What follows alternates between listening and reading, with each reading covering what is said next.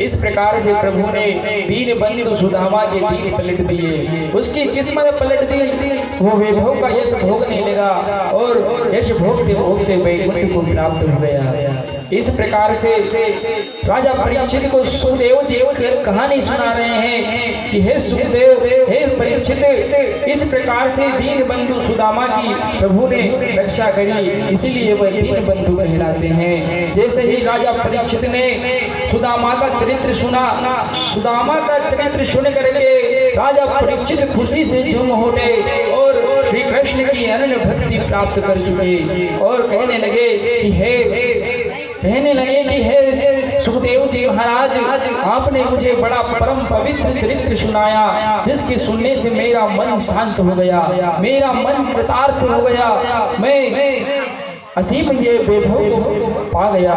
अब मुझे मृत्यु का कोई भय नहीं है। केवल एक बात मुझे प्रभु और बताइए। सुखदेव जी महाराज ने पूछा कि राजा परीक्षित, अब और आप क्या सुनना चाहते हैं? तब सुखदेव जी महाराज से परीक्षित जी कह रहे हैं कि हे प्रभु, जिन श्री कृष्ण द्वारिकाधीश ने इतनी लीलाएं की, इतना परम विचित्र वैभव प्राप्त किया, सबकी मदद की, सबकी सहायता की, सब पर दया करी, तो अब आप मुझे यह बताइए कि उन श्री कृष्ण ने इस धरा को किस प्रकार से छोड़ा और किस प्रकार से उनके वंश यदुवंश का नाश हो गया, उनका वंश यदुवंश नष्ट कैसे हो गया?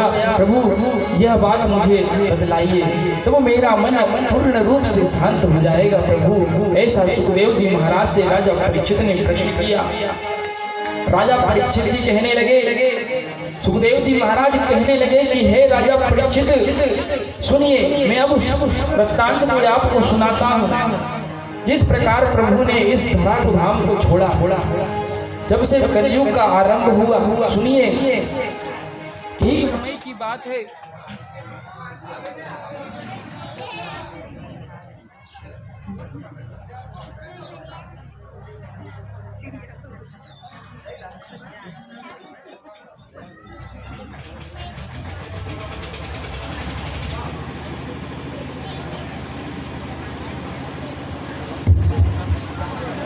सुखदेव जी महाराज राजा परीक्षित से कहने लगे कि हे राजा परीक्षित, सुनिए कि एक समय क्या हुआ।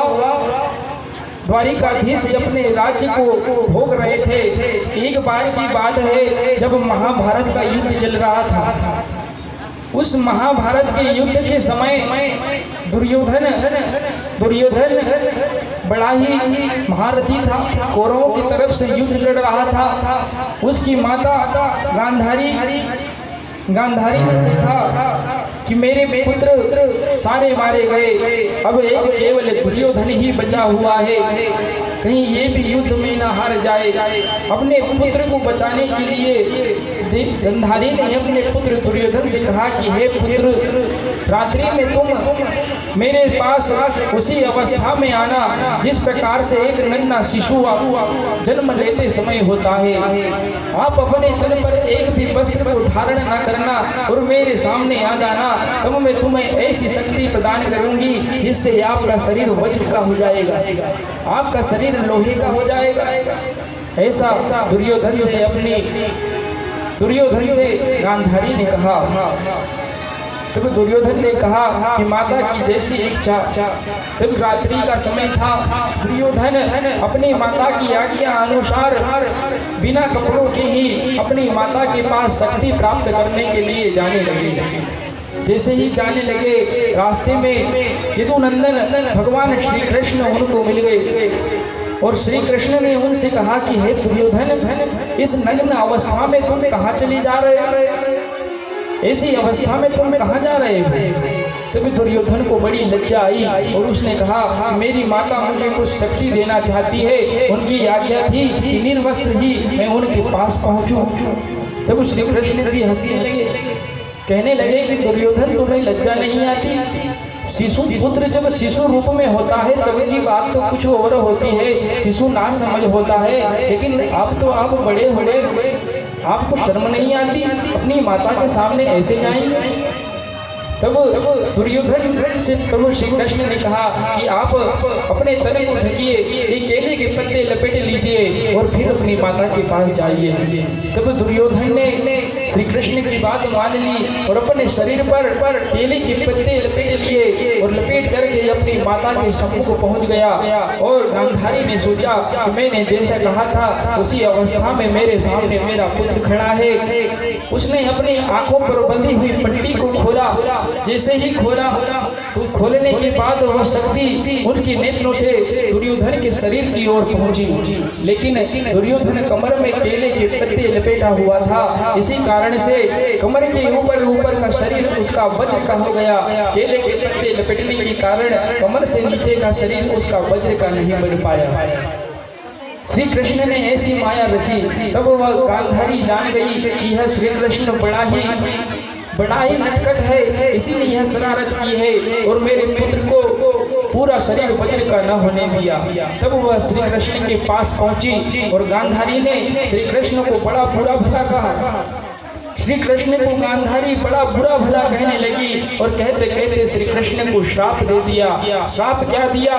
गांधारी ने कहा कि हे श्री कृष्ण, जिस प्रकार से तुमने मेरे वंश का नाश कराया है उसी प्रकार से तुम्हारा यदुवंश भी कभी सफल ना होगा। तुम्हारा यदुवंश भी एक न दिन यह नष्ट हो जाएगा। यह गांधारी का श्राप है। ऐसा श्राप गांधारी ने श्री कृष्ण को दिया। तब श्री कृष्ण ने बड़ी ही मुस्कुराते हुए कहा कि हे माता, मैं अपने भक्तों के अच्छे बुरे सभी श्राप ग्रहण कर लेता हूँ। प्रभु बड़े दयालु हैं। भक्त प्रभु को जो कुछ भी देना चाहता है प्रभु उसे भी ग्रहण कर लेते हैं। प्रभु की गालियों को भी प्रभु ग्रहण कर लेते हैं। प्रभु भक्तों के दुखों को भी ग्रहण कर लेते हैं। सारे अवगुण प्रभु अपने भक्तों के ग्रहण कर लेते हैं। जैसा गांधारी का श्राप प्रभु ने ग्रहण कर लिया, वही श्राप अब फलीभूत होने का समय आ गया। एक बार क्या हुआ कि सारे यदुवंश में जितने भी यदुवंश के परिवार के लोग थे वो शराब का सेवन करने लगे, मदिरा पान करने लगे। देखिए, मदिरा पान मनुष्य को नहीं करनी चाहिए, बड़ी ही भयानक चीज होती है। मदिरा मनुष्य से वह सारे कर्म करा देती है जो मनुष्य नहीं करना चाहिए। मनुष्य जब शराब पीता है तो उसे एक गौ हत्या का पाप लगता है। जैसा गौ हत्या करने पर पाप लगता है उसी प्रकार से मनुष्य को मदिरा पीने पर पाप लगता है, क्योंकि मदिरा पीने के बाद वह सारे कर्म कर डालता है और उसका पाप उसके मस्तक पर चढ़ जाता है। एक बार की बात है, एक व्यक्ति अपने रास्ते से जा रहा था, बड़ा सीधा साधा व्यक्ति। सबको पता था कि यह बड़ा सरल है, ईमानदार है, यह कभी नशा व्यसन में नहीं पड़ता, प्रभु की भक्ति करता रहता है। कुछ चोर लुटेरों ने उसको घेर लिया और कहा कि आज तो इसकी मजा लेंगे, इसकी आज तो हंसी उड़ाएंगे, इससे आज कुछ पाप कर्म कराएंगे। उन लुटेरों ने उसे पकड़ लिया और डराने धमकाने लगे और कहने लगे कि हे भाई, आज तो हम तुमको कुछ पाप कराना चाहते हैं, तुमको करना ही पड़ेगा। यदि हमारी बात ना मानी तो हम आपको मृत्यु दंड में देंगे। ऐसा उन लुटेरों ने कहा। तब उस व्यक्ति ने कहा कि क्या पाप कर्म कराएंगे? तब उस लुटेरे ने कहा कि हमारे पास शराब है, आप इस मदिरा को पी लीजिए। दूसरे नंबर पे हमारे पास जुआ है, आप मदिरा ना पिए, जुआ खेल लीजिए। तीसरा व्यसन हमारे पास वेश्या है, यदि आप जुआ ना खेलना चाहते हो तो इस वेश्या के साथ संग कर लीजिए। चौथा उन्होंने कहा कि आप गालियां दे दीजिए, कुछ न कुछ तो आपको पाप कर्म करना ही पड़ेगा। अब वह व्यक्ति सोचने लगा, राम राम राम क्या करना चाहिए, बड़े ही उलझन में फंस गया। यदि नहीं कुछ करता हूँ तो यह दुष्ट व्यक्ति मुझे मार देंगे। तो उसने सोचा वेश्या का संग करना बहुत बड़ा पाप है, इसको कौन करे, इसको रहने देते हैं। उसने यह मना कर दिया। जुआ खेलने से भी उसने मना कर दिया कि जुए में युधिष्ठिर अपना सारा राज्य हार गए थे, यह बहुत बुरी चीज है, यह भी नहीं करना चाहिए, उसने वह भी मना कर दिया। तीसरा अवगुण उसने गालियां देने से भी मना कर दिया। अब उसको ध्यान में आया कि हाँ ये शराब है, मदिरा है, इसको पीने से क्या होता, इसको पी लेता हूँ, ये तो जल के समान है, इसको पीने से क्या होता है, यह अच्छा व्यसन है। उसने वो मदिरा पान करना स्वीकार कर लिया और वो मदिरा जैसे ही उस व्यक्ति ने पिया, मदिरा पीने के बाद उसने जुआ खेलना भी शुरू कर दिया, वेश्या का संग करना भी शुरू कर दिया, झूठ बोलना भी शुरू कर दिया, गालियां देना भी शुरू कर दिया, वो सारे कर्म करने लगा। ये मदिरा मनुष्य से सारे पाप कर्म करा देती है, मनुष्य को इसका सेवन नहीं करना चाहिए। मदिरा पीने से गौ हत्या का पाप लगता है। ये हम नहीं कह रहे, ये श्रीमद् भागवत में लिखा हुआ है, आप पढ़कर देख लीजिए। श्रीमद् भागवत महापुराण कहती मनुष्य को व्यसनों से दूर रहना चाहिए। यदि आपको पीना है तो हरि नाम का रस पीजिए, नारायण के कीर्तन का रस पीजिए, जिसका नशा एक बार चढ़ने के बाद दोबारा उतरता ही नहीं। आप एक बार हरि नाम का संकीर्तन नामक रस पी लेंगे तो आपको यह नशा जीवन भर उतरने वाला नहीं है। और यह नशा ऐसा है कि आपको मोक्ष की प्राप्ति भी करा देगा, परमात्मा से भी मिला देगा। तो हरि नाम का नशा कीजिए, फालतू नशा करने से क्या फायदा। बड़ा ही अच्छा उपदेश सुखदेव जी महाराज राजा परीक्षित को दे रहे हैं और कह रहे हैं कि हे परीक्षित, यदुवंश में जो परिवार के लोग थे वह मदिरा पान करने लगे। मदिरा पान करने से उनकी बुद्धि बिगड़ गई और उन्होंने कहा, कुछ ऋषि महात्मा उनके पास आए, उन्होंने सोचा कि इन ऋषि की परीक्षा लेकर देखनी चाहिए। कुछ बालकों ने एक स्त्री का रूप बना लिया और उस महात्मा के पास जाकर के कहने लगे कि हे महात्मा, आप बताइए कि इस स्त्री के पेट में बालक है या बालिका, पुत्र है या पुत्री, इसके गर्भ से क्या जन्म होगा। तब वो महात्मा उनकी ओर देख करके बड़े क्रोधित हो गए और उन्होंने सोचा कि यह हमारी हंसी उड़ा रहे हैं। तब उन्होंने श्राप दे दिया कि इसके गर्भ में न पुत्र है, न पुत्री है, न बालक है, न बालिका है, इसके पेट में तो एक मुसल है। तुम लोगों ने हमारे साथ छल किया, हमारे साथ परीक्षा लेने का प्रयत्न किया। इसके गर्भ से एक मूसल निकलेगा और यह मूसल सारे यदुवंश को नष्ट कर देगा। ऐसा श्राप उन महात्माओं ने दे दिया। कुछ समय के पश्चात उस बालक के गर्भ से एक मूसल निकला। वह मूसल लेकर के उग्रसेन राजा के पास गए। उग्रसेन से सब सारी कथा सुनाई।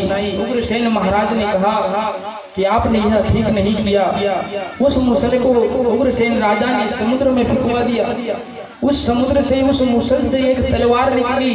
वह तलवार निकल करके सारे यदुवंश पर टूट पड़ी और सारे यदुवंश के जितने भी लोग थे, परिवार के जितने भी लोग थे, सबको नष्ट कर दिया। सारे यदुवंशवासी वैकुंठ को पधार गए, स्वर्ग को पधार गए। फिर यदुवंश में बलराम जी बचे। कुछ दिनों के बाद बलराम जी की भी मृत्यु हो गई। सुखदेव जी महाराज राजा परीक्षित को सुना रहे हैं कि हे परीक्षित सुनिए। फिर वह समय आ गया जब श्री कृष्ण के इस धरा को धाम को छोड़ने का समय था। उसके पहले उद्धव जी श्री कृष्ण से मिले। उद्धव जी और श्री कृष्ण की बड़ी ही विचित्र वार्तालापें हुई। उद्धव जी ने कहा कि हे प्रभु, अब मैं आपके शरण में रहना चाहता हूँ, आपके दर्शन नित्य करना चाहता हूँ। तब श्री कृष्ण ने उद्धव को समझाया कि हे उद्धव, अब मेरा दर्शन कुछ ही दिनों का है, तुम मेरे दर्शन कब तक करोगे। हे उद्धव, तुम इस पृथ्वी पर रह करके धर्म का प्रचार करते रहना, भक्ति को बढ़ाने वाले मार्गदर्शन करते रहना। ऐसा श्री कृष्ण उद्धव को समझाने लगे। तब उद्धव जी समझ गए कि अब प्रभु का समय नजदीक आ रहा है, वो इस धराधाम को छोड़ने वाले हैं। उद्धव जी रो पड़े। तब श्री कृष्ण ने उनको बार बार समझाया। उद्धव जी को समझा करके प्रभु अपने विश्राम गृह की ओर चले गए। विश्राम गृह की ओर जाने के बाद कुछ समय बीता। 36 वर्षों तक प्रभु ने द्वारिकापुरी में अपना राज्यपाठ किया। उसके बाद एक दिन प्रभु एक पीपल के वृक्ष के नीचे विश्राम कर रहे थे। तभी एक जना नाम का बहेलिया वो शिकार करने के लिए उस जंगल में गया था। उसने किसी जानवर को शिकार करने के लिए शब्दवेदी नाम का एक बाण छोड़ा। जैसे ही शब्दवेदी बाण छोड़ा, शब्दवेदी बाण ऐसा होता है कि वह किसी जानवर की आहट पाकर शब्द सुनकर के छोड़ा जाता है, और वह उसी जानवर को या किसी के लिए छोड़ा गया हो उसको लग जाता है। वही बाण जो दशरथ जी ने श्रवण कुमार के लिए छोड़ा, वही जना नाम के बहेलिये ने शब्दवेदी नामक एक बाण छोड़ा। उसने सोचा कोई जानवर लेटा हुआ है, उसकी आवाज है, उसका शिकार करना है। तो वह बाण जैसे ही उसने छोड़ा तो प्रभु श्री कृष्ण के चरणों में आकर के लगा। प्रभु के श्री कृष्ण के चरणों से रुधिर की धारा बहने लगी। श्री कृष्ण ने सोचा कि अब इस धरा को छोड़ने का समय आ गया। जैसे ही बहेलिया श्री कृष्ण के पास पहुंचा, उसने देखा कि यह कोई जानवर नहीं, यह तो परम परमात्मा श्री कृष्ण हैं। उनके चरणों में गिर पड़ा, क्षमा याचना करने लगा। हे प्रभु, ये मुझसे क्या अनर्थ हो गया, मैंने आपके ऊपर यह बाण छोड़ दिया, मुझसे बहुत बड़ा अनर्थ हो गया। तब प्रभु श्री कृष्ण उसे समझा रहे हैं, हे बहेलिये, इसमें तेरा कोई दोष नहीं। इस संसार में मनुष्य जैसा कर्म करता है वैसा ही फल प्राप्त करता है। मैंने पिछले जन्म में तुम्हें छिप करके बाण मारा था, वही बाण का बदला तुमने आज मुझसे लिया। ये बहेलिया जो जरा था ना, ये पिछले जन्म में बाली था। जब त्रेता युग का समय था तब यह बाली था। प्रभु ने छिप करके इसको बाण मारा था, उसी का बदला उसने द्वापर युग में श्री कृष्ण से लिया। द्वापर युग में जब श्री राम श्री कृष्ण बन करके आए, बाली जना नाम का बहेलिया बन करके आया, और वही उसने छिप करके वो बाण चलाया और वो प्रभु को लगा।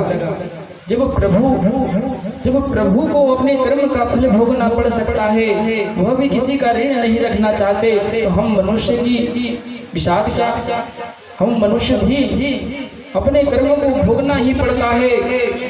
चाहे रो करके भोगो, चाहे हंस करके भोगो, कर्म तो मनुष्य को भोगना ही पड़ता है। कर्म का फल बड़ा विचित्र, ये पृथ्वी गोल है। आप जैसे कर्म करेंगे आपके कर्म आगे की ओर बढ़ते जाएंगे। पृथ्वी गोल है, गोल घूमती जाएगी, उसी गोल पृथ्वी के साथ आपके आगे किए हुए कर्म घूमते जाएंगे और पीछे पलट करके आप पर ही आएंगे। कर्म की गति बड़ी विचित्र है, कर्म की गति बड़ी ही विचित्र है। सबको अपने कर्मों का फल भोगना ही पड़ता है। इस प्रकार से प्रभु ने उस बहेलिये को समझाया और कहा कि हे बहेलिये, मैं कहीं जा नहीं रहा हूँ, कहीं नहीं जा रहा हूँ। श्री कृष्ण कहते हैं श्रीमद् भागवत महापुराण में ही मैं समाया हुआ हूँ। जब भी भक्त श्रीमद् भागवत महापुराण को पढ़ेगा, जब भी इसकी कथा को श्रवण करेगा, मैं उसकी रक्षा करने के लिए स्वयं प्रकट हो जाया करूँगा, उसकी सहायता करने के लिए मैं स्वयं प्रकट हो जाया करूंगा। जब भी मनुष्य मेरा कीर्तन किया करेगा, हम जो सुबह कीर्तन कराते हैं हरे राम हरे कृष्ण, ये कीर्तन कोई साधारण कीर्तन नहीं। इस कीर्तन में बड़ा ही दिव्य ज्ञान छुपा हुआ है। इसके करते रहने से, निरंतर करते रहने से प्रभु की प्राप्ति अवश्य होती है। हरे राम हरे कृष्ण बहुत बड़ा मंत्र है, इसके नित्य जपने से श्री कृष्ण की प्राप्ति अवश्य होती है। मनुष्य को यह कीर्तन हमेशा सुबह और शाम करना चाहिए। ये कीर्तन बड़ा ही अद्भुत है। इस प्रकार से श्री कृष्ण ने कहा कि मैं कहीं नहीं जा रहा हूँ, जब भी मेरा भक्त मुझे पुकारेगा दौड़ करके आकर उसकी रक्षा करूंगा। इस प्रकार प्रभु ने कहते कहते अपने शरीर को अदृश्य कर लिया और श्रीमद् भागवत में व्यास जी द्वारा लिखी हुई श्रीमद् भागवत में ही समा गए। बोलिए मोर मुकुट बंसी वाले की जय, बाजे बिहारी लाल की जय। इस प्रकार से प्रभु ने अष्टधरा धाम को छोड़ा और श्रीमद् भागवत महापुराण में समा गए। राजा परीक्षित को सुखदेव जी महाराज ये कथा श्रवण करा रहे हैं और कहने लगे कि हे परीक्षित, श्री कृष्ण भगवान बड़े ही दयालु और कृपालु हैं, वह अपने भक्तों की सदा ही रक्षा करते हैं। सुखदेव जी महाराज सुन करके बड़े ही आनंदित हो गए। परीक्षित जी महाराज सुन करके बड़े ही प्रसन्न हो गए, उनका मन गदगद हो गया और कहने लगे कि हे सुखदेव जी महाराज, आपने 7 दिवस में यह कथा श्रीमद् भागवत की सुना करके मेरा कल्याण कर दिया। अब मैं मोक्ष को प्राप्त कर सकता हूँ, अब मुझे कोई भय नहीं है। अब मेरी मृत्यु चाहे कभी भी आ जाए, मुझे उसका कोई भय नहीं। मेरे अंदर भक्ति का संचार हो गया है, अब मैं इस धराधाम को हंसते हुए छोड़ सकता हूँ। इस प्रकार से सुखदेव जी की राजा परीक्षित ने बहुत प्रकार से विनती की। इस प्रकार सुखदेव जी महाराज राजा परीक्षित को यह कथा श्रवण करा करके फिर से तपस्या करने के लिए चले गए और राजा परीक्षित को दूसरे दिन तक्षक नाग ने डस लिया। तक्षक नाग ने डसने के बाद, क्योंकि वह श्रीमद् भागवत महापुराण का श्रवण कर चुके थे, इस कारण से उनको दिव्य विमान लेने के लिए आया और राजा परीक्षित की मोक्ष गति प्राप्त हो गई। राजा परीक्षित को मोक्ष प्राप्त हो गया। वैकुंठ में जाकर के राजा परीक्षित आनंद करने लगे और इसी से जब से श्रीमद् भागवत महापुराण हम लोगों के सम्मुख आया और हम इसकी कथा निरंतर श्रवण करते रहते हैं, निरंतर श्रवण करते रहते हैं। और ये श्रीमद् भागवत महापुराण की जय, वृंदावन बिहारी लाल की जय। हम श्रीमद् भागवत महापुराण का श्रवण क्यों करते हैं? क्योंकि भगवान श्री कृष्ण जब इस धराधाम को छोड़ करके गए हैं, तब से श्रीमद् भागवत महापुराण में ही तो समाये। इसीलिए हम श्रीमद् भागवत महापुराण का श्रवण करते हैं। आइए भक्तों, आप श्रीमद् भागवत महापुराण की कथा यहाँ पर समाप्त होती है। आइए श्री हरि का कीर्तन करते हुए हम हरि का नाम उच्चारण करते हैं। बड़ा ही मन में पवित्र श्री हरि का कीर्तन मन को पवित्र करता है।